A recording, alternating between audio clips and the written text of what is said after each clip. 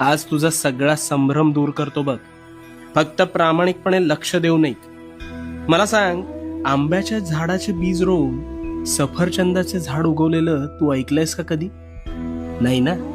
मग स्वतःच्या डोक्यात नकारात्मक विचारांचे बीज रोवून सकारात्मक गोष्टी घडतील हा विचार योग्य असू शकेल का रे? कदापि नाही. पण हेच घडतंय तुझ्या बाबतीत. तू एखाद्या गोष्टीचा आरंभ संकल्प करून मोठ्या दिमाखात करतोस, पण काहीच दिवसात अपेक्षित यश मिळत नाही, म्हणून नकारात्मक विचारांचं तोरण आधीच मनात बांधायला सुरू करतोस. आणि मग गोष्टी मनासारख्या होत नाहीत, म्हणून कायम रडत बसतोस. नकारात्मक विचारांचं ग्रहण लागलंय रे तुला. तुझ्या विचारांच्या संभ्रमात तुझ्यावर नकारात्मक विचार हळूहळू तुझ्या नकळत आरूढ